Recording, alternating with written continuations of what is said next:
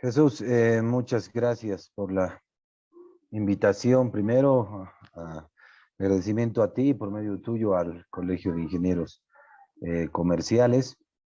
Y bueno, para mí un agrado poder compartir varios minutos con ustedes respecto a los trabajos que siempre hago, ¿no? Me dedico al análisis económico, hago investigaciones constantemente, publicaciones también, un poco para develar la situación económica del país, ¿no?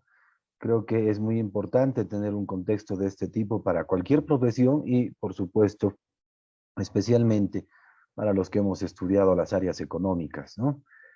Parte del fracaso o el éxito que pueda tener un gobierno, pues seguramente será atribuido a los profesionales en ciencias económicas por no haber, digamos, hecho que sus conocimientos se tomen en cuenta para las políticas económicas vigentes en el país, ¿no?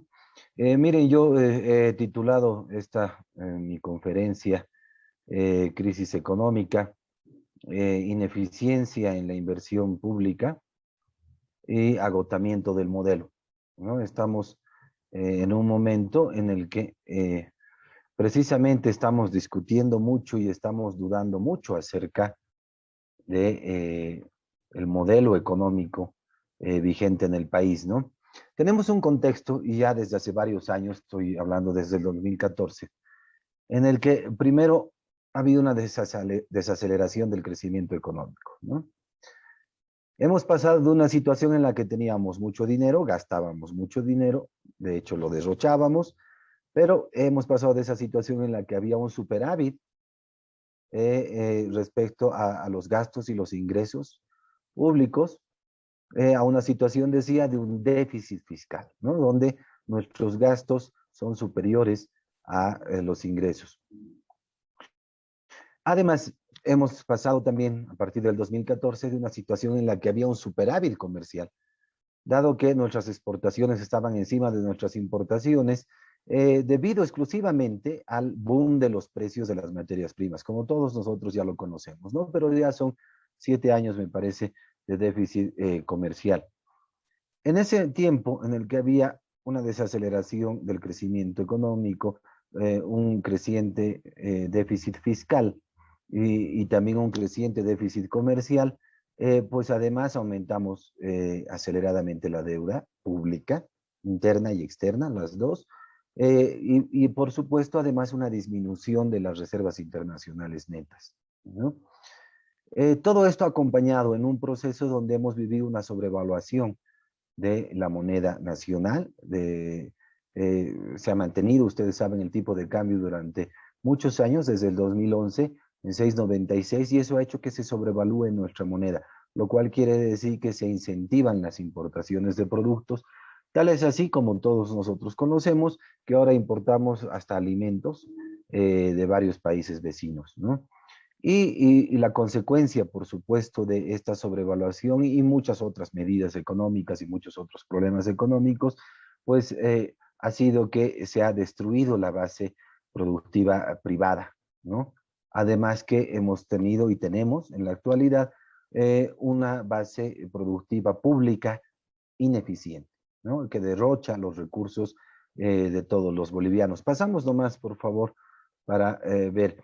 Miren, yo hablé del crecimiento económico, entonces inmediatamente quiero mostrarles algunas cifras sobre el crecimiento económico del 2015 al 2019. No hay datos todavía del 2020, datos oficiales. Y además he querido traerles el dato por departamento, ¿no? Miren que hemos tenido algunas tasas interesantes de crecimiento. Eh, eh, el 2015, por ejemplo, miren, estoy con Chuquisaca 789 de crecimiento, La Paz 783, Cochabamba 605. Creo que son tasas importantes, pero en general, todos los departamentos han ido desacelerando este crecimiento. Eh, por favor, estábamos en la lámina, la han retrocedido. Les decía, hemos ido desacelerando este crecimiento. Y de hecho ya el 2019 en general, miren, hemos pasado de un 4,86 el 2015 a un 2,22 el 2019. Se supone que la tasa de crecimiento del 2020 va a estar alrededor de los menos 8,4%. Entonces, realmente estamos, ya no siquiera en una desaceleración, diría yo, más bien estamos en una crisis, ¿no? Algo que resaltar de este cuadro, primero lo de Oruro, miren el crecimiento tan bajito que ya teníamos desde hace varios años, ¿no? 0,01, casi cero el 2015. El 2017 sí hemos tenido un crecimiento interesante, 6,52 por encima del promedio nacional, por encima de varios departamentos, exceptuando Santa Cruz, pero a partir de eso también el crecimiento ha ido declinando, ¿no? Entonces, miren, 1,53, muy bajito, y hemos recuperado para el 2019 a 2,70. Con seguridad, el crecimiento de Oruro el 2020 va a estar por debajo de el crecimiento nacional. Estoy hablando de que podríamos estar por debajo del menos 8,4% el crecimiento de Oruro. Porque los más golpeados en la pandemia hemos sido los departamentos mineros. Los hidrocarburos no se han detenido, la agroindustria en Santa Cruz tampoco se ha detenido el 2020. De hecho, han tenido crecimientos positivos. Lo vamos a ver con más detalle. Pero el punto es que el de Oruro va a estar desastroso, ¿no? El crecimiento va a ser muy malo. Y otra cosa que resaltar también, miren los crecimientos negativos de Tarija, el departamento más rico en gas natural, el principal producto de exportación boliviana. Todos son negativos, ¿no? Y un negativo muy alto el 2019 de menos 5,97 a nivel departamental. Entonces, Tarija, pese a contar con gran cantidad de recursos respecto a los demás departamentos, pues o no saben cómo invertir o se lo roban la plata o no sé qué ocurre, pero la verdad es que realmente está en muy mala situación ya desde hace varios años, ¿no? El crecimiento para este 2021 está alrededor del 4 al 5%. Ya hay varias mediciones y proyecciones que nos dicen que vamos a recuperar un poco en la economía, se va a reactivar respecto al crecimiento, pero no nos olvidemos que recuperar de un 9% negativo a un 5%, no importa positivo este año, es apenas recuperar la mitad de lo que habíamos perdido el anterior año. Y para el 2022 está proyectado con 3,3%. ¿Y por qué les hago mención del 2022? Porque esto quiero unirlo además a la tasa de desempleo, ¿no? Que en agosto del 2020 llegó como a 12%, o sea, es altísimo desempleo. Luego, a fin de año se regularizó más o menos alrededor del 8,5, 9% de desempleo, ¿no? El desempleo se supone que en estos meses ha vuelto, ¿no? Está aumentando. Y les decía, hago la relación entre desempleo y PIB, porque se supone que lo peor de la crisis no va a ser este año, sino va a ser el próximo año, ¿no? Y seguramente también el 2023, porque hay una especie de retardo entre desempleo y PIB, ¿no? Entonces, el desempleo tarda en afectar al PIB hasta 4 años, ¿no? Esto es una evidencia empírica lo que les estoy mencionando. Entonces, lo duro de la crisis, repito, va a venir recién el 2022 y seguramente el 2023 también. Eh, los últimos datos reportados, que fueron creo hasta septiembre del 2020, nos decían, por ejemplo, que la minería tenía un decrecimiento de menos 39%, ¿ya? La construcción de menos 30%. El turismo menos 20%, el comercio menos 14%, hidrocarburos menos 6,4%, y de hecho los únicos rubros que habrían crecido en 2020 son comunicaciones con un 5%, agricultura 4,6% y la administración pública. De todas maneras empezó a gastar más, ¿no? Entonces eso hace de que haya aumentado la inversión pública y su impacto en el PIB. Pero, por supuesto, la situación en general es muy mala para todos los rubros, ¿no? ¿Y esto por qué? Porque el crecimiento depende de muy pocos productos. Bolivia exporta 7 productos y esos 7 productos hacen el 85% de las exportaciones. Y con esto quiero mostrarles la siguiente gráfica, pidiendo por favor que la persona que está con micrófono pueda apagarlo para que no haya problemas al escucharme. Les ruego pasar la lámina, por favor, a la siguiente.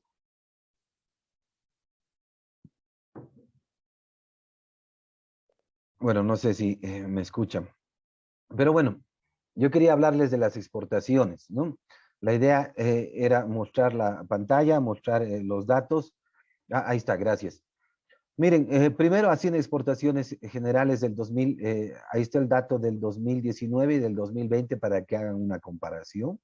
Miren, de 8.700, casi 8.800 a 6.900. Ese es el bajón que hemos tenido en exportaciones. Y les reporto ahí para que tengan también constancia de los datos por departamento. Miren que Oruro en realidad ha dejado de exportar 101 millones de dólares. ¿Ya?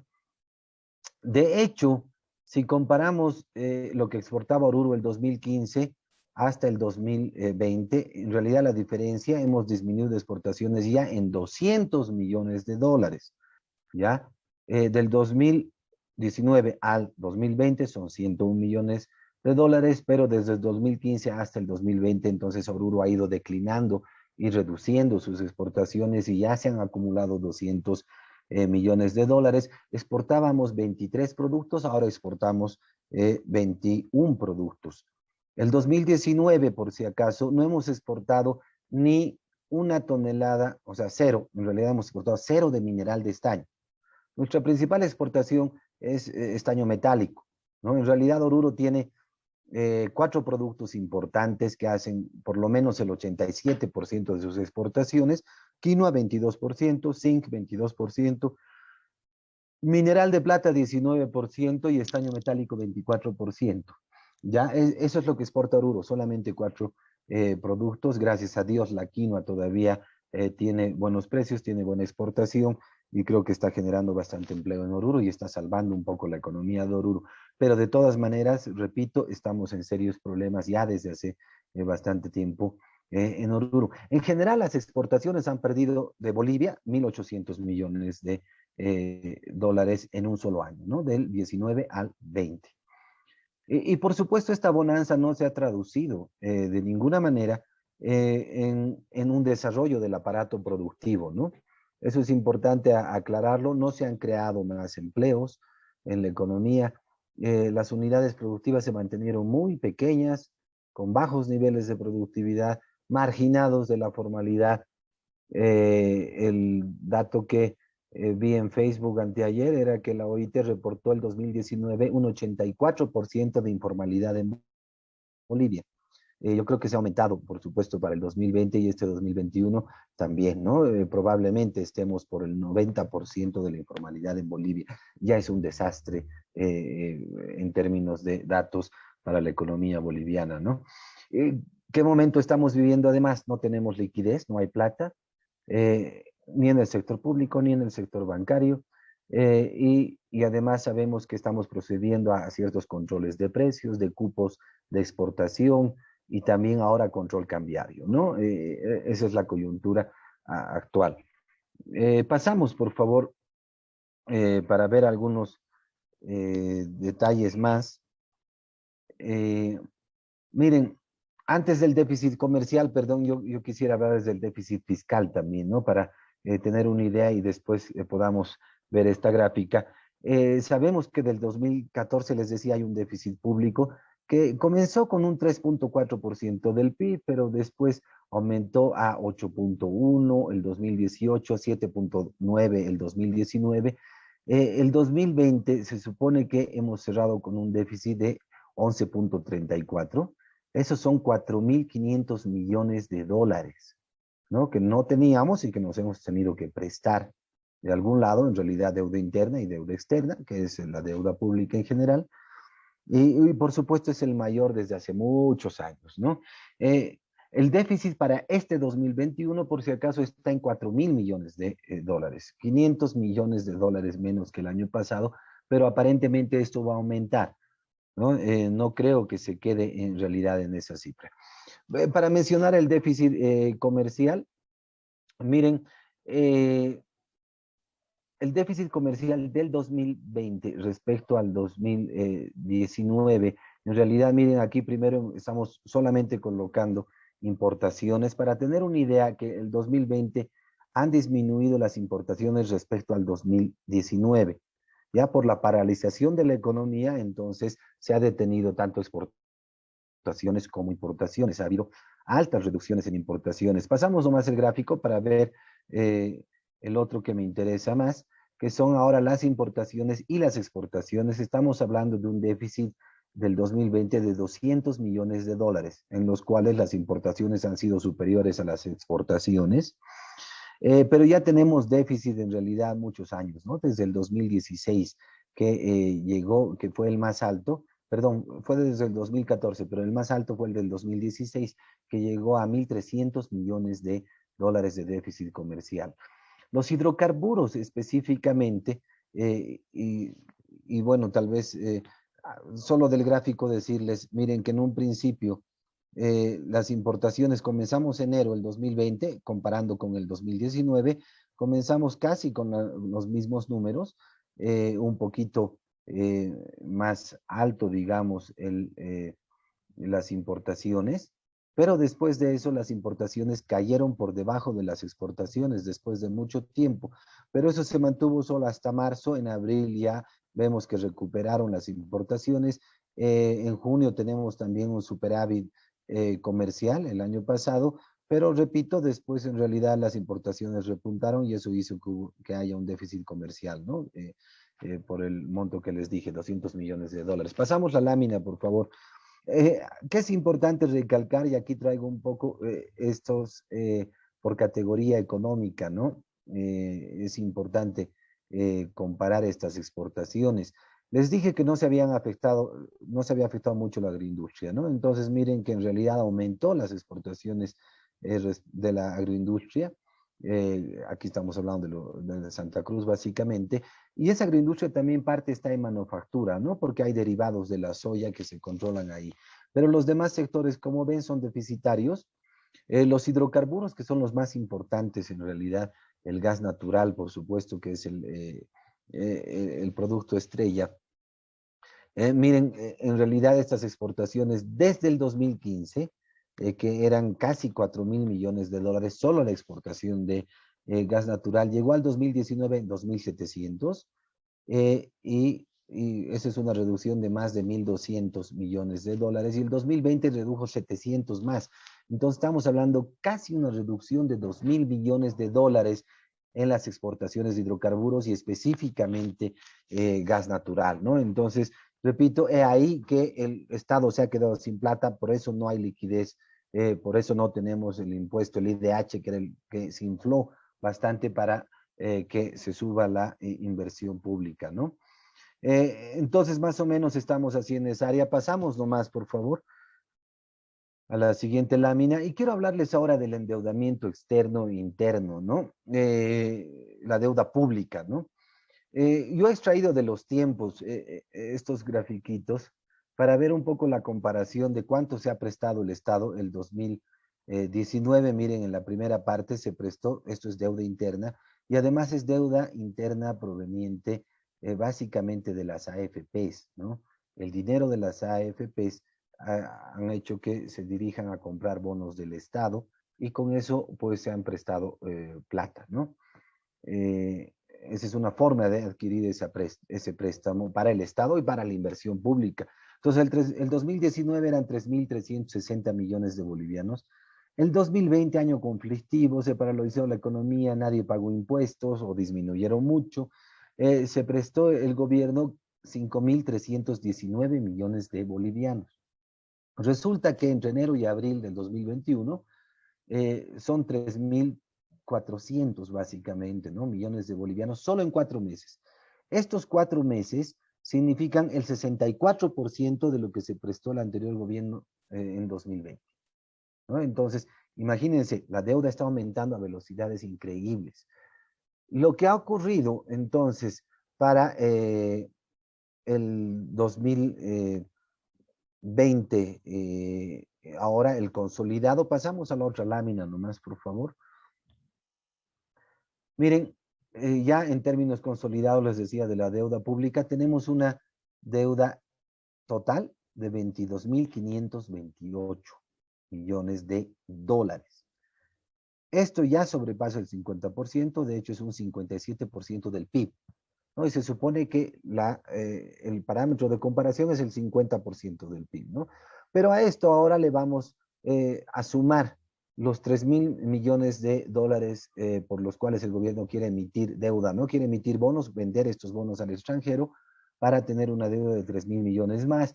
Entonces estamos hablando de 25.500 millones de dólares. La deuda interna va a seguir aumentando. Por lo tanto, estimo que este 2021 podríamos cerrar con una deuda que supere el 60% del PIB, que ya es muy peligroso, por supuesto, ¿no? Y con esto, obviamente, hemos tenido una caída terrible de las reservas internacionales netas, que se ubicaban, como todos saben, en 2014 en más de 15.000 millones de dólares. Ahora están por debajo de los 4.700 millones de dólares, pero la parte líquida, la parte solo en dólares, en realidad es menor a 1.900 millones de dólares. ¿Y por qué se toma esta cifra? Porque esa se la compara con la posibilidad, se supone que las RIN respaldan las importaciones, ¿no?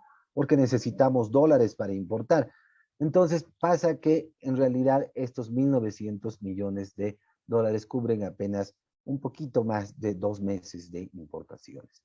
Es súper peligroso. ¿Por qué? Porque hay una presión cambiaria, una presión en el tipo de cambio para que se devalúe por la escasez que está empezando a haber de dólares ya desde hace varios meses. No es novedad, no es algo actual, pero ya son varios meses en los que hay escasez de dólares. Como dato les paso que el 2019, en 2 meses, cuando hubo los problemas, el fraude electoral y todo esto, desaparecieron básicamente del sistema financiero 1.800 millones de dólares en 2 meses.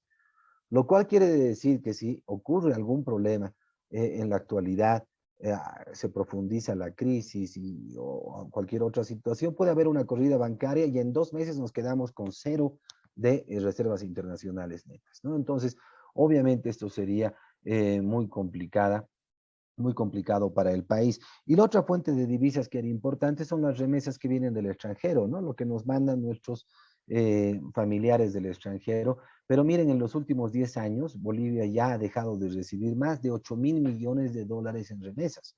Entonces, tampoco es una fuente de divisas en este momento y, por supuesto, la presión cambiaria entonces es fuerte, ¿no?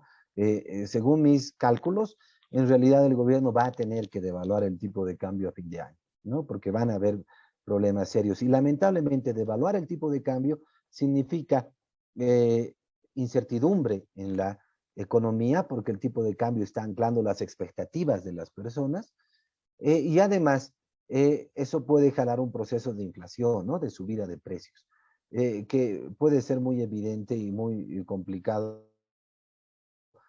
A eso le sumamos el 2022 problemas con los ingresos de Bolivia, porque no hay plata. Ustedes han visto, las alcaldías no tienen liquidez, no pueden pagar ni sueldos en muchos casos, tienen una alta deuda flotante, tienen además una deuda como institución misma, y entonces todo eso está trayendo muchos problemas a las alcaldías y a las gobernaciones en general.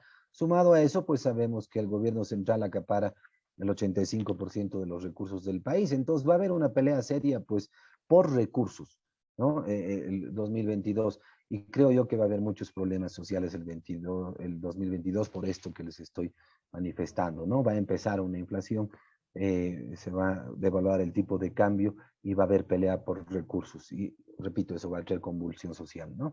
Pasamos nomás, por favor. Quiero mostrarles otra gráfica que yo les decía al inicio de la exposición, que otro de los problemas es que se ha destruido la base productiva del país.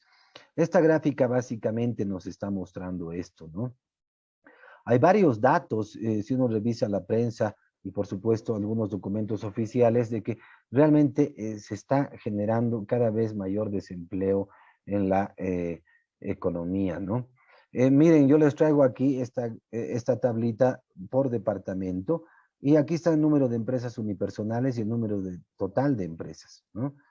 Entonces, en Bolivia al 2020 hay 336.800 empresas inscritas en Fundempresa, pero de esas 265.000 son unipersonales, lo cual quiere decir que el 84%, ya miren en la columna 6, el 84% de las empresas de Bolivia son unipersonales.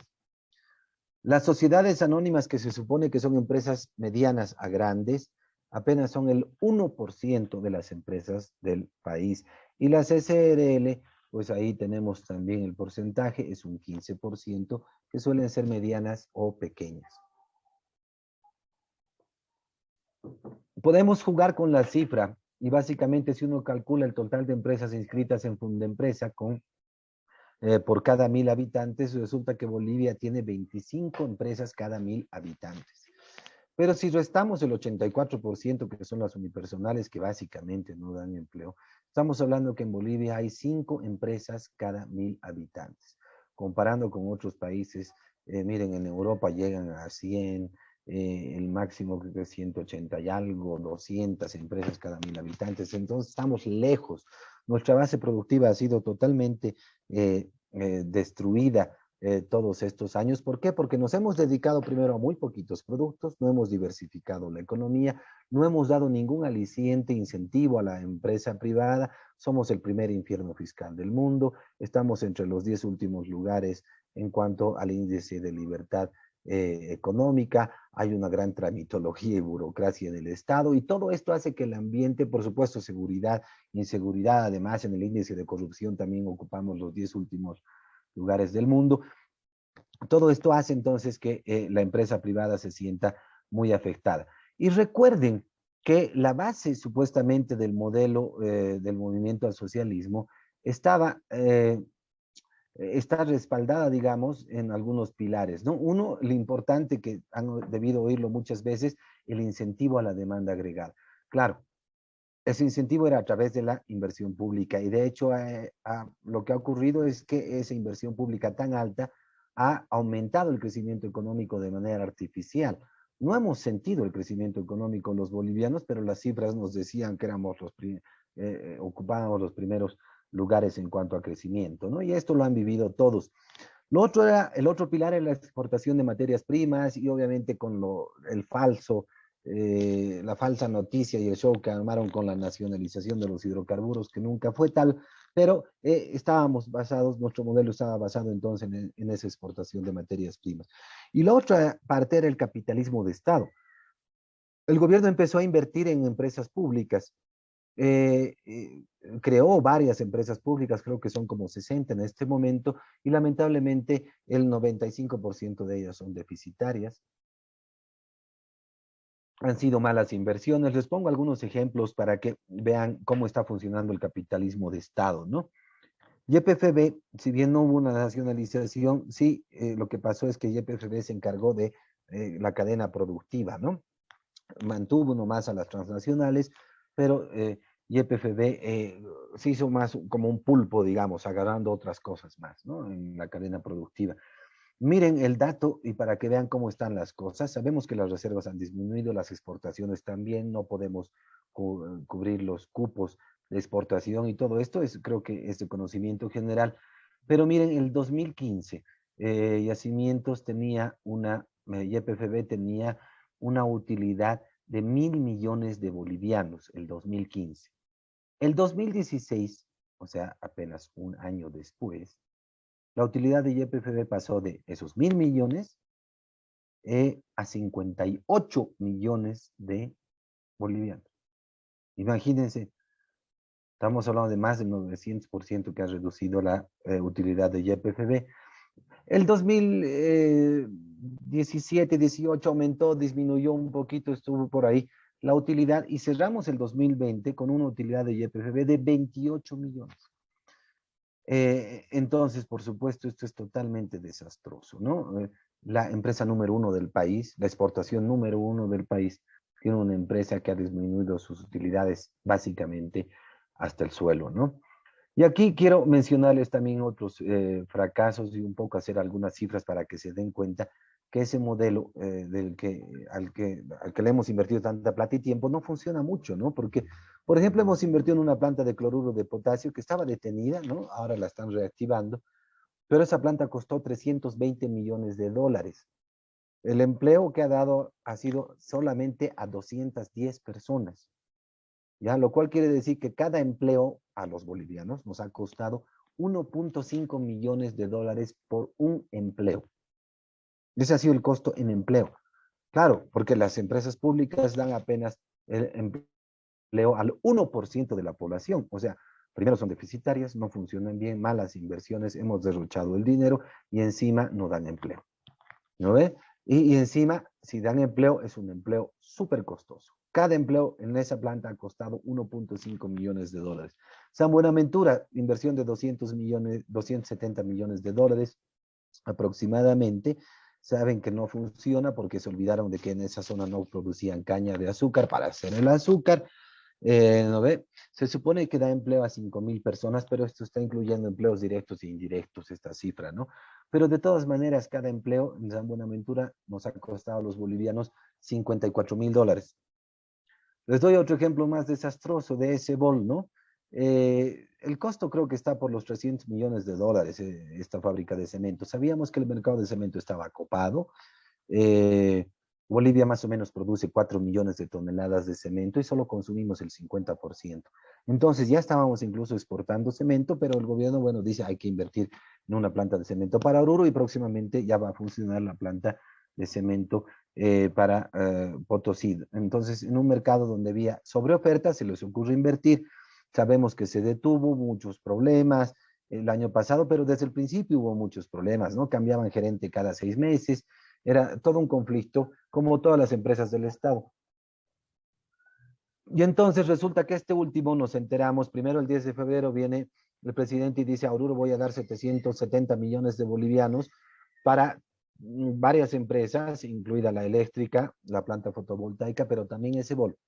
Pero luego nos enteramos que hace una semana y media, me parece, que ahora la inversión que se va a hacer en ese bol es de 990 millones de bolivianos para reactivarla. Eso es lo que necesita ese bol. Entonces, yo no voy a comparar con la inversión total, que ahí sería realmente desastrosa la comparación, solo con estos 990 millones de bolivianos que van a inyectar a esa empresa.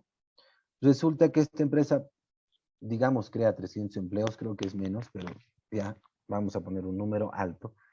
Y resulta entonces que cada empleo, la creación de cada empleo en esa empresa, en ese bol, costaría 475 millones de dólares. Cada empleo. Perdón, he dicho mal, 475.000 dólares cada empleo. Entonces, lamentablemente, es otra mala inversión y realmente esto nos hace preguntar si realmente ese modelo de capitalismo de Estado sirve o no sirve, ¿no? Entonces, yo quiero contarles un poco ya para redondear las ideas respecto a si funciona o no el modelo. Hemos pedido al gobierno que haya reactivación de la economía, pero resulta que parece que las medidas del gobierno no son las más adecuadas. De hecho, nos han dicho que se iba a invertir en realidad en dos fondos de fideicomiso, ¿no? Un fondo de fideicomiso que otorgaba créditos a las empresas estatales y otro a los privados. Lo que estaba destinado a los privados, en realidad ha sido a finales de diciembre, que se creó este fideicomiso más o menos por 911 millones de bolivianos, ¿ya? Y se supone que era para personas que quieran adquirir este crédito a una tasa muy bajita de 0,5%, o sea, era muy bueno el crédito, pero destinado a la sustitución de importaciones, ¿no? Para empresas obviamente que tengan NID, entonces estamos hablando de estas 336.000 empresas que tiene el país, ¿no? Si nosotros, para medir un poco la efectividad de esta política, decimos ya, a ver, ¿qué tal si el 10% de las empresas, o un poco menos incluso, adquieren este crédito? Digamos 30.000 empresas, en realidad son 33.000 empresas el 10%, pero digamos 30.000 empresas. Si dividimos ese crédito, resulta que cada empresa solo recibiría o podría recibir 4.000 dólares de crédito, o sea, nada. No se puede reactivar una empresa con 4.000 dólares. Pero si nosotros suponemos que eso serviría a las empresas, las salvaría de la quiebra. ¿Sí? Estaríamos hablando de que si cada empresa contrata o está contratando a 5 personas, entonces podríamos salvar 150.000 empleos con esta medida de reactivación del gobierno. Si es efectiva, pero ya saben que $4.000 es básicamente nada. Pero si fuera así, salvaríamos 150.000 empleos y cada empleo costaría $800.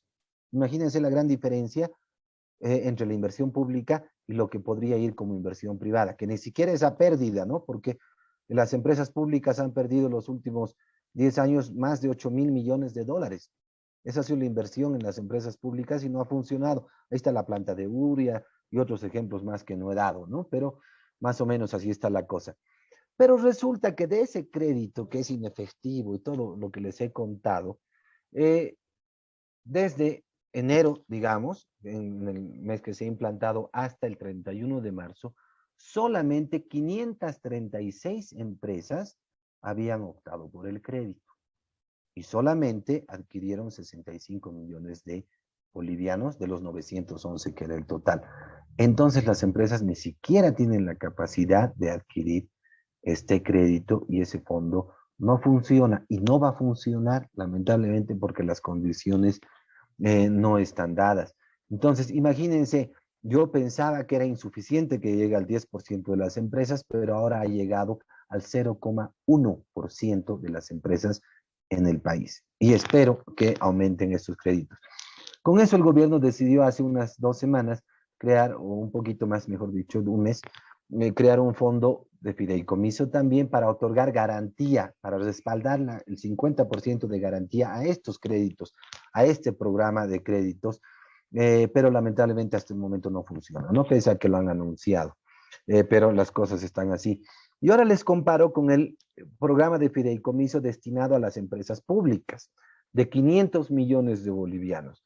De 28 empresas estratégicas, digamos, 16 estaban muy mal, con problemas incluso en sus costos de operación, no podían cubrirlos. Y si nosotros dividimos solo entre las 16 esos 500 millones de bolivianos, a cada empresa pública le va a tocar 4 millones de dólares. Imagínense la diferencia. A una empresa privada para la reactivación le toca $4.000, para la empresa pública le toca 4 millones de dólares. Bueno, se justificará por el tamaño, no sé, aunque todas son deficitarias, mal administradas y todo eso, pero con suerte estas empresas podrían estar preservando 3.000 empleos, las 16 empresas, ¿sí? Solo 3.000 empleos contra los 150.000 de las empresas privadas, ¿no? Si esto es así, cada empleo o salvar cada empleo con esta inversión en las empresas públicas nos cuesta $23.000. Cada empleo nos cuesta $23.000. Entonces, imagínense la gran diferencia entre la inversión pública y la inversión privada. Y aquí podemos traer otro ejemplo más y ya para terminar esta parte, y voy a redondear luego 2 minutos más algunas ideas, pero miren, les dije hace un rato que Oruro recibió, o va a recibir, o por lo menos eso anunció el presidente, 770 millones de bolivianos en el 10, por el regalo del 10 de febrero, ¿no? Pero a eso hay que adicionarle los 990 que están para ese bol, pero que son parte de estos 700. Digamos que estamos hablando de una inversión gubernamental de 1.000 millones de bolivianos en empresas públicas. Estas empresas públicas y la inversión que nos ha traído el gobierno van a crear 500 empleos con suerte, van a preservar, tal vez ni siquiera crear, solo preservar 500 empleos, ¿no? Entonces resulta que cada empleo de esa inversión última de este año fresquita, que va a llegar durante todo el año, cada empleo nos estaría costando $250.000, ¿sí? Por esta inversión privada. Con esa inversión privada, perdón, con esa inversión pública, con esos 1.000 millones, podíamos invertir, aunque regalar, para que se creen 1.500 empresas privadas. Y estas 1.500 empresas privadas podían tener una inversión de $100.000 con esa plata. ¿Sí?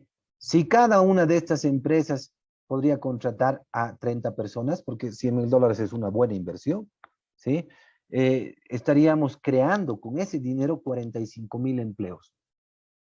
O sea, con ese dinero vamos a crear 500 empleos, dado que está destinada la inversión a la parte pública, pero con ese mismo dinero destinado a la inversión privada podíamos crear 45.000 empleos. Y cada empleo nos hubiera costado $3.500. He ahí la ineficiencia del modelo, he ahí el fracaso del modelo. Debemos dejar de pensar en la inversión pública y en el capitalismo de Estado. El gobierno no puede seguir administrando y creando empresas públicas ineficientes que no dan empleo, que despilfarran los recursos de los bolivianos, no crean valor, no hay producción, ¿no? Entonces tienen muchos males las empresas privadas. Y por último, yo quiero decirles y comentarles lo siguiente. Ha habido nuevamente un aumento del salario mínimo del 2%. Parece muy poco, pero recordemos que todas las empresas están en muy mala situación. Ya antes les costaba aumentar los salarios, les costó mucho pagar un doble aguinaldo, en muchos de los casos no cumplieron porque era muy complicado. Y nosotros que hemos estudiado ciencias económicas, recordemos que la teoría nos dice que el salario mínimo está por encima del salario de equilibrio y eso quiere decir que el salario mínimo crea desempleo. Eso es lo que va a ocurrir.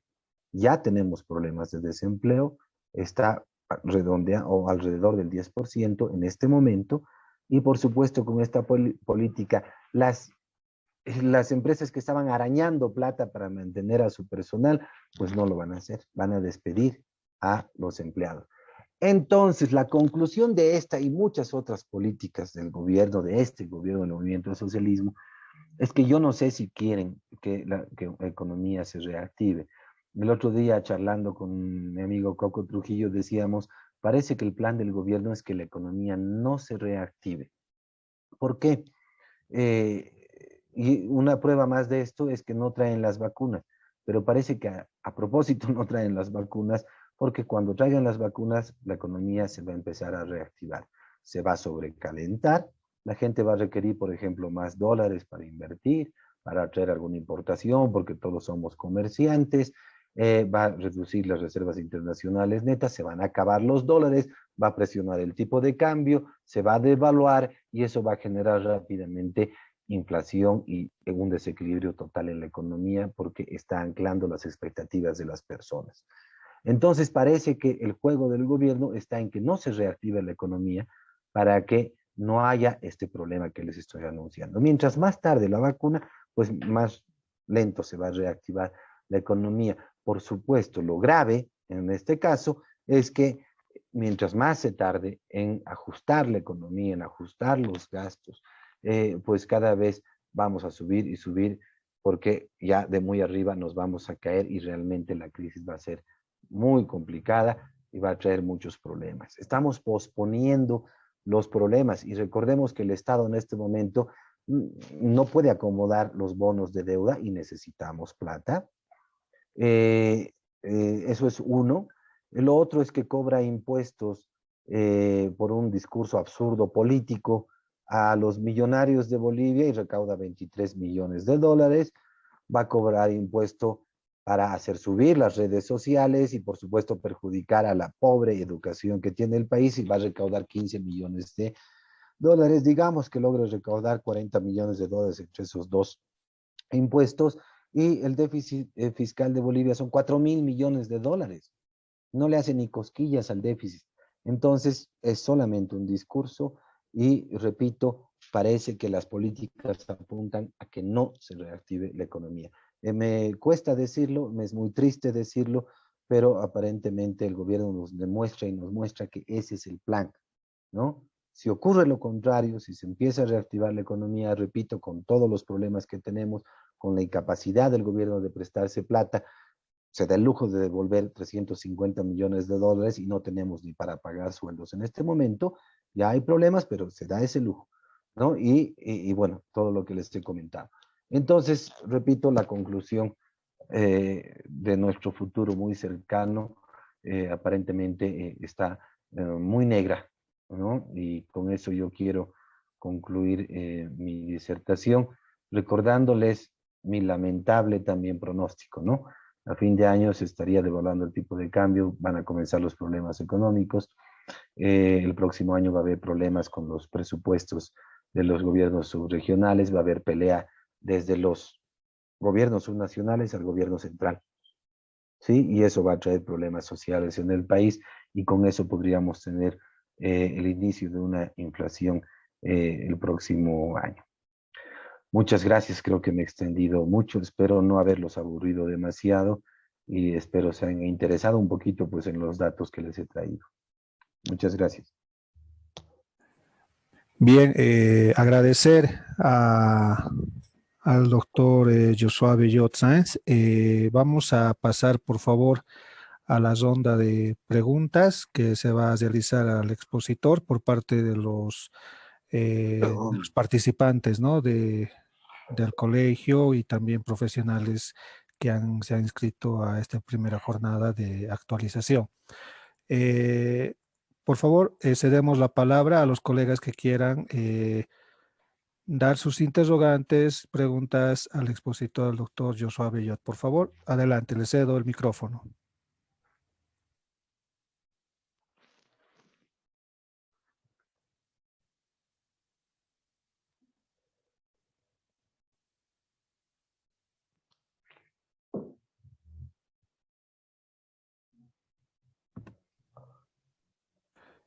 Hay una pregunta, bueno, una pregunta que menciona un colega que dice si está seguro y que le diga que no va a pasar eso, ¿no? Es más un comentario del colega. Hay otra pregunta. Una pregunta sería una buena medida convertir nuestros ahorros en dólares. Sería una buena medida, mejor dicho, convertir nuestros ahorros en dólares, invertir en bienes y raíces. Está en el chat, expositor, para que pueda leer la pregunta de Franz Arevalo. Sí, gracias. Siempre que hay crisis, pues lo que hacemos es cambiar a dólares, ¿no? Porque los dólares no pierden el poder adquisitivo y cuando hay una devaluación tenemos miedo de que se genere una inflación y precisamente que los bolivianos pierdan poder adquisitivo. Y lo que hacemos es refugiarnos en el dólar y también en la compra de casas. Pero recordemos que todo este tiempo ha habido una burbuja inmobiliaria, ¿no? Sabemos que Oruro tiene las casas más caras del país, así que yo veo complicado que nos refugiemos en bienes raíces, pero creo que es bueno nomás pensar en tener algunos ahorros en dólares, ¿no? Repito, ante todo, porque las medidas que toma el gobierno parecen que están en contra pues del bien común, ¿no? En vez de que se reactive la economía, parece que no quieren que ocurra eso, como les he tratado de decir a lo largo de la exposición.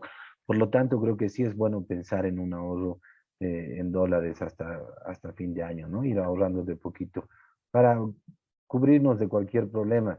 Mm, yo espero que el gobierno tome medidas que reajusten un poco la economía y que puedan incentivar un poco al sector privado ante todo, ¿no? Porque las cifras en realidad de las empresas que les he dado pueden ser más catastróficas, porque aquí no estoy tomando en cuenta las pequeñas empresas afiliadas a CONAMIPE, que se supone que son 650,000, y que de esas ya el 2020 se cerraron 140,000, ¿no? Entonces, si esos créditos el gobierno quiere llegar a las 330,000 afiliadas o inscritas en Fundempresa, más las que no están inscritas, que son 650,000, estamos hablando ya de 100,000, perdón, 1 millón básicamente de empresas en el país. Y este fondo de reactivación en ese caso estaría llegando potencialmente al 0,01%. Entonces, no creo que haya reactivación, no creo que sea muy rápida. Más bien parece que todo se ha desordenado en el país, el mercado no funciona, no hay información en el mercado, no hay condiciones para el emprendedurismo y eso va a hacer nomás que lamentablemente se agudice la crisis. Ojalá esté equivocado y el gobierno tome algunas medidas, ¿no? Pero en ese sentido, creo que ya a estas alturas yo sí aconsejaría tener ahorros en dólares.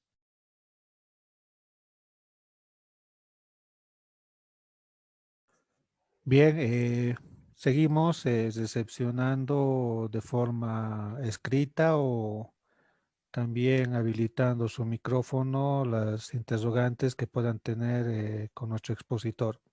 Les cedemos el micrófono, por favor. Buenas noches. Muchísimas gracias por la exposición. Es una muy buena orientación. Ah, a donde yo estaría apuntando sería, como Colegio de Ingenieros Comerciales, ¿qué es lo que podríamos hacer? ¿De qué manera podríamos orientar al gobierno para que revierta estas sus medidas y como indica nuestro expositor, fomentemos un poco más a la industria privada? Gracias, Fernando. A ver, esa es la pregunta del millón, ¿no? Hemos intentado que por lo menos yo he hecho mi parte, ¿no? Desde hace 14 años hemos indicado que se debería fomentar la inversión privada. Es lo más importante en un país. Quien puede dar empleo a la gente nunca va a ser el Estado, ¿no? Les repito, las empresas que ha creado dan apenas empleo al 1% de la población económicamente activa. Creo que eventos como este sirven pues precisamente para ver estas realidades desde el punto de vista de la ciencia económica y no solamente de un político que muchas veces anda desubicado con muchos argumentos, ¿no? El hecho de que negocien solamente con la COD, como lo han hecho durante los 14, 15 años atrás, pues por supuesto, no es una buena medida para el país. Han llegado al poder con el voto de todos los bolivianos y les hemos conferido el poder de administrar el Estado. Y el Estado con seguridad no es solamente la COR, no es con seguridad no son solamente los campesinos, también somos los profesionales, también son los empresarios. Y los empresarios ya han tenido mucha carga, tienen muchos problemas, están cerrando sus empresas y están despidiendo a la gente, ¿no? Entonces, yo no sé ya cómo pedirle al gobierno que empiece o piense por lo menos ahora en reactivar el aparato productivo. Repito, parece que tienen la política contraria. No quieren que se reactive el aparato productivo. Claro, mantener pobre e ignorante a la gente es conveniente en términos de política, ¿no? Porque cuando estamos tan mal, en tan mala situación, nos dan un bono y pues ya decimos papá Evo, papá Estado, ¿no? Así ha ocurrido con los bonos, si recuerdan, ¿no? Muy agradecidos porque realmente necesitábamos, aunque 200 pesos. Entonces, y aquí está ese cuentito que lo han debido ver en Facebook de Stalin, ¿no? Cuando tenía una gallina al lado y la manda a desplumar y después le daba un granito y otro granito para que coma la gallina. Y claro, la gallina era muy agradecida, porque eso es lo que pasa, ¿no? Cuando empobreces y vuelves ignorante al pueblo, entonces cualquier cosita que dé el Estado, pues creen que es lo mejor y se sienten muy agradecidos y todo esto. Entonces parece que la política del gobierno lamentablemente es esa. Ahora que tenemos nuevas autoridades regionales, sería importante también pedirles, y creo que los colegios precisamente tienen esa tarea, pedirles que reactiven la economía. Y eso quiere decir, por ejemplo, que la alcaldía deje de perseguir a los pequeños negocios. Los que tienen experiencia con algún negocio saben que la alcaldía está todos los días detrás de uno. ¿Sí? Primero que no le dan el padrón, tardan en darle el padrón para funcionamiento, luego van los azules o los encargados a pedir sus coimitas todo el tiempo y entonces eso hace que el negocio pierda y pierda y pierda dinero. Claro, ocurre algo a veces malo o bueno, te quieren encima clausurar el negocio. Entonces, definitivamente no hay ambiente para la pequeña o para la gran inversión, ¿no? Para ninguna de las dos. Y ese es el único camino posible para crear empleo y crear valor en la economía. No hay otro camino en este momento, ¿no? Entonces, lo que estamos haciendo es simplemente importar productos. ¿Cómo se han regulado los precios durante todo este tiempo? Por la importación de productos, porque el dólar, el boliviano estaba sobrevaluado, lo cual quiere decir que podemos comprar muchas cosas del extranjero. Ustedes saben, nos vamos a la frontera con Chile, con Argentina, nos traemos productos muy baratos, porque el boliviano realmente compra dólares y con esos dólares puede comprar muchos productos, ¿no? Entonces, ese ha sido el incentivo a las importaciones y eso ha hecho que los precios se regulen. Con la crisis, con la paralización de la economía, los precios están controlados. No van a subir por el momento, ¿no? Pero en cuanto se reactive la economía, es probable que sí. Y si encima hay presión cambiaria, con eso, pues es ese ciclo, ¿no? Devaluación, inflación y todo esto. Entonces, sería bueno que los colegios, sí, pues apunten por lo menos a las autoridades subnacionales para poderles decir que se reactive la empresa privada. Es lo más importante, se dé todas las facilidades para que haya inversión privada. Y creo que el rol más importante del Estado en este momento y de los gobiernos nacionales es precisamente dotar de información al mercado. Miren que este programa de reactivación no puede ni siquiera otorgar los créditos a las empresas porque las empresas no quieren adquirir un crédito. ¿Saben por qué?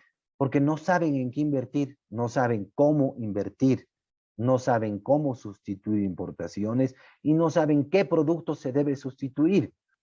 Entonces el Estado debería encargarse de dotar de esa información a los agentes económicos para que ellos puedan adquirir el crédito. Decirles, señor, usted puede sustituir esta importación, este producto, puede traer maquinaria de tal lugar, más o menos la inversión le va a costar tanto, arriésguese, anímese a invertir porque le va a ir bien si usted sustituye este producto. Pero nuestros mercados están tan mal estructurados, están en crisis, que ni siquiera hay información en el mercado. Entonces así no se va a reactivar la economía.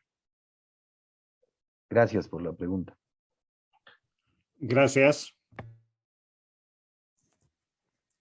Bien, tenemos otra pregunta por el chat. Nos menciona que desde el punto de vista de la empresa privada, ¿cómo hacer frente a ese pronóstico desalentador al que haces referencia para la gestión 2021-2022, considerando que actualmente las empresas privadas ya están inmersas en problemas financieros? Moisés Chino Mamani realiza la pregunta. Sí, gracias, Moisés.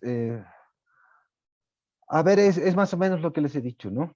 Lo que ya les he comentado. El gobierno debe intervenir en el mercado, no produciendo, no haciendo competencia desleal, ¿no ve? Porque cuando uno abre una fábrica del Estado, hace competencia desleal a los privados, les compite, al gobierno no le interesa perder, igual vende, eso crea déficit público, pero no les interesa mucho, crea poquito empleo, pero las empresas privadas se sienten afectadas por esa competencia, ¿no? Y por supuesto esto promueve también la destrucción del capital y la destrucción del capital privado, ante todo, ¿no? Para hacer frente a lo que se viene, por supuesto, se deben hacer muchos reajustes en la economía que no nos gusta, pues, ¿no? Argentina tuvo el mismo problema con Macri. Macri adoptó una política que no fue de shock, como se llama, ¿no? Sino fue una política intermedia en la que se enfrentó la crisis por pasos, digamos. No le dio resultado. Ya empezó con controles cambiarios, como lo estamos haciendo en Bolivia, empezó con controles de todo tipo a los precios, incluso el cupo a exportaciones, hizo todo eso Macri también, ¿no? Porque su política no fue de shock, pero lamentablemente eso simplemente acumuló los problemas y después de todas maneras tuvo que reajustar la economía y eso le significó tener inflación, eso le significó devaluar muchas veces más el tipo de cambio y por supuesto muchos más problemas para la Argentina. Entonces, lamentablemente, la receta liberal suele tener buen efecto en este tipo de problemas. Sin embargo, creo yo que es hora de pensar en la inversión de mediano y largo plazo, y eso es incentivar la empresa privada. Y ese no es un proceso de corto plazo, lamentablemente, repito, ¿no? O sea, eso va a tomar 1, 2, 3 años, dependiendo con la agresividad que se quiera realmente reactivar la economía. Pero con medidas a medias, creo que lamentablemente no lo vamos a lograr. Repito, el límite de prestarnos dinero pues ya está muy cercano, ya vamos a tener problemas. De hecho, la calificación de deuda ya ha reducido por parte de las calificadoras internacionales, lo cual nos impide recibir muchos más préstamos y por supuesto nos impide acomodar esos 3.000 millones de dólares que queríamos con los bonos del Estado, ¿no? En el momento hay demanda por bonos de los países, por bonos de deuda, pero resulta que por la calificación de deuda y todos los problemas macroeconómicos que ya tenemos, más o menos la tasa estaría alrededor del 8%, es muy cara. Nosotros tendríamos que pagarles 8% a los que compren esos bonos de deuda. Y recuerden que el crédito que hemos devuelto al Banco Mundial, me parece que era, ¿no? O al Fondo Monetario, eran 350 millones a una tasa del 1% o menos. Entonces era muy buen crédito, pero como somos millonarios nos hemos dado el lujo de devolver y ahora necesitamos plata y ahora no podemos acomodar estos bonos. Lo otro que debe quedar claro es que si hay inestabilidad macroeconómica, menos se va a poder reactivar la microeconomía, que es la más importante porque es la que da empleo, ¿no? Entonces, debemos pensar en políticas que ajusten los indicadores macroeconómicos, pero también que incentiven a los indicadores microeconómicos, y eso es incentivar a la empresa privada. Hay muchas medidas que se pueden tomar. Ahora mismo hay un proyecto en el legislativo del cual voy a ser partícipe de aquí a 15 días, me parece, me está invitando el Senado, para exponer un poco sobre la ley de zonas económicas especiales, que parece que es eh, una actualización de la ley que había de zonas francas, que se suspendió, si recuerdan, ¿no? Ya no tenemos zona franca en Oruro. Entonces parece que se está queriendo reactivar con esta ley estas zonas especiales, económicas especiales, pero tenemos en Oruro retos como el Puerto Seco, esta misma zona económica especial. Tenemos una gran mina de oro con la quinoa.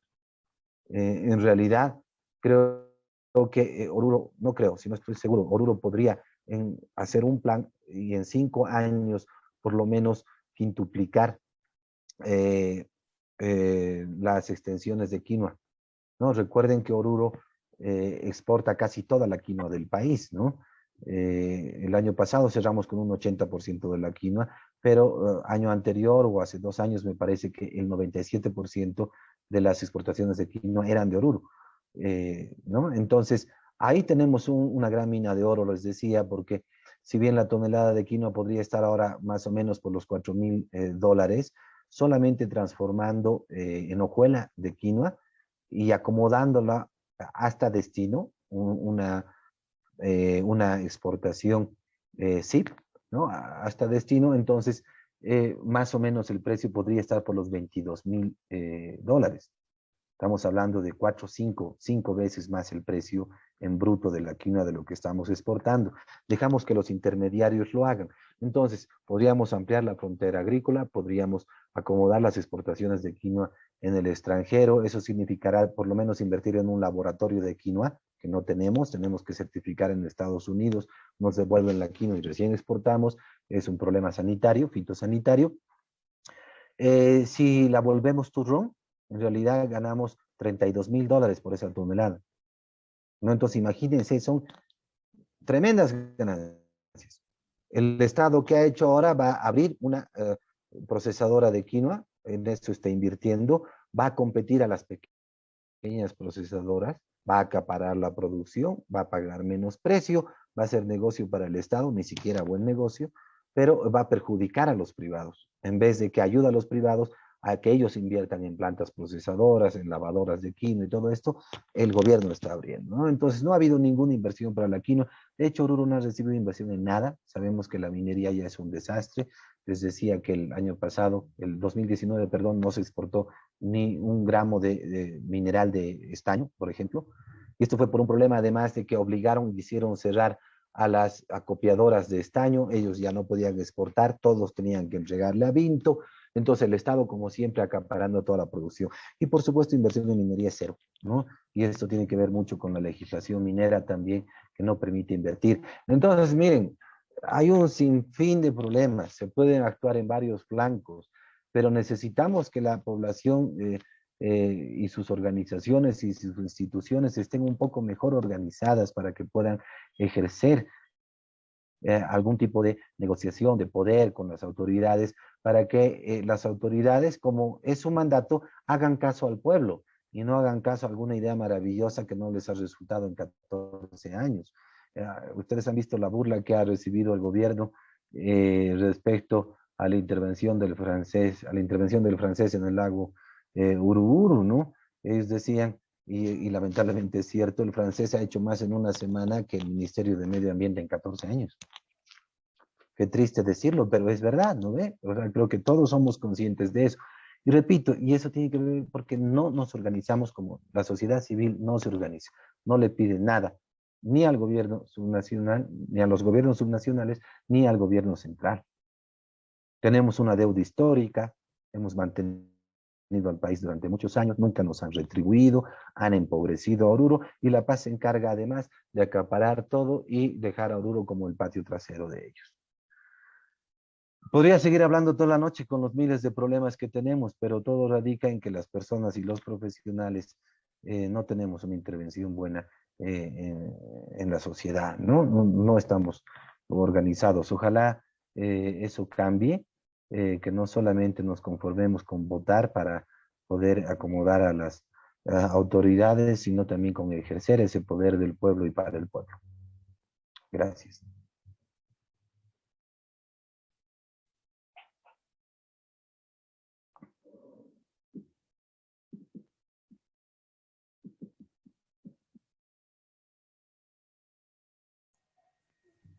Bien, Me da miedo, dicen, pero bueno, ojalá que el miedo sirva para hacer algo.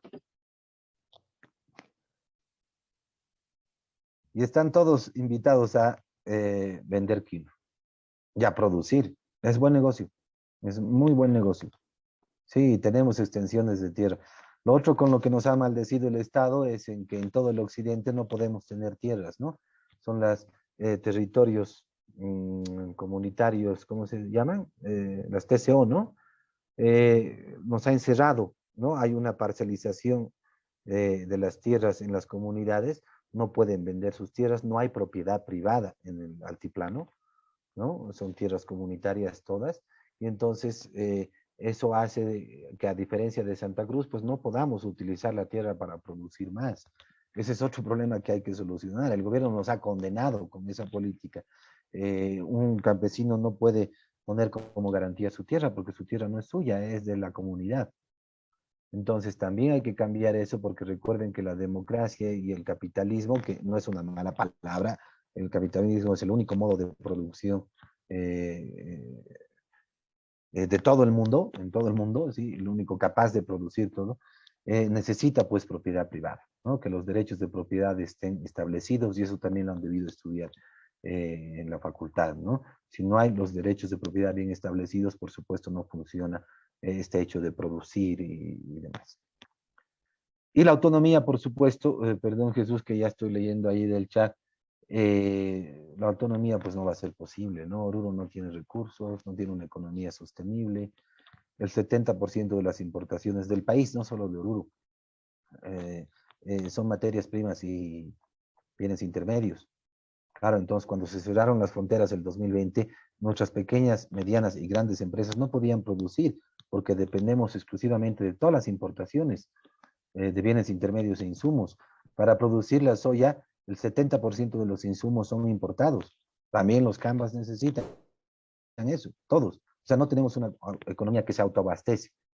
Dependemos no solo de los precios internacionales de las materias primas, sino además de los precios y los productos en bienes intermedios e insumos de las economías vecinas. Entonces, nuestra dependencia es total. Repito, han destruido totalmente la estructura de la economía. Salir de esta, por supuesto, puede costar o simplemente después alargar esta crisis y esta desaceleración y este malestar, porque aparentemente va a ser muy difícil recuperarnos, ¿no? Con eso creo que hemos concluido, Jesús, a menos que alguien más quiera hacer alguna pregunta, ¿no? adelante, colegas, ya para concluir la exposición del doctor Joshua Bellot, sería bueno que puedan realizar sus preguntas e interrogantes, ya sea por el chat o por, por el micrófono. Adelante, por favor.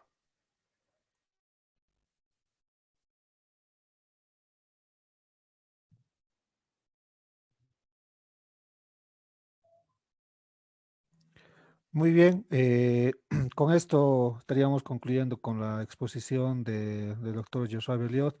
A nombre del Colegio de Ingenieros Comerciales, Joshua, doctor, muchas gracias por la predisposición de contribuir con esta primera jornada de actualización en ingeniería comercial, ¿no?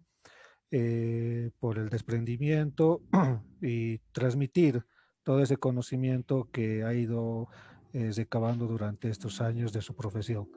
agradecido y dejamos, por favor, ya pasar a la siguiente etapa. Muchas gracias, Josué. Muchas gracias a ti, Jesús, por supuesto a todo el directorio y a todos los presentes que me han aguantado. Son 93 personas que están en sala, es un número interesante. Espero que realmente las personas que estén aquí estén un poquito preocupados por el desarrollo, ¿no? Y el desarrollo significa muchas veces no solo dedicarnos a nuestros quehaceres personales, a nuestras familias, sino también dedicarle un tiempito a la región y al país. Y eso significa también incentivarles a que participen un poco, organizándose, pidiéndole al gobierno subnacional o a los gobiernos subnacionales, regionales, el gobierno nacional algunas necesidades, ¿no? El gobierno habla solamente pues con sus sectores sociales, muchas veces se olvida de que los profesionales estamos ahí para contribuir al desarrollo de la región. Creo que debemos reivindicar el papel del profesional y por supuesto con esto reivindicar el papel que tienen los colegios profesionales en el desarrollo de nuestra región. Si no hacemos algo, si no cambiamos este enfoque, esta visión de desarrollo, pues por supuesto los que van a sufrir son nuestros hijos. Seguramente nosotros unos años más tendremos problemas, pero los herederos pues van a ser nuestras familias, nuestros hijos. De ahí que debemos preocuparnos un poco más. Nuevamente agradezco por la participación, por haberme soportado estos minutos y por supuesto mi predisposición por siempre, ¿no? Yo estoy siempre con este tipo de charlas y conferencias, no solo porque a mí me gusta investigar, ¿no? Sino también porque me gusta transmitir lo poco que he investigado para que las personas puedan ver por lo menos algunas cifras y unas realidades desde el punto de vista de una persona que se preocupa un poquito por su región desde el punto de vista económico. Gracias, muy buenas noches. Muchas gracias a nuestro expositor, doctor Joshua Bellot Sáenz, que nos ha brindado su tema dentro de del ciclo de, bueno, la jornada, ¿no?, de actualización de ingeniería comercial. Bien, colegas, queremos también agradecer a nuestra primera expositora, ¿no?, Victoria Fernández Jarjuri. Bueno, ya para culminar, comunicar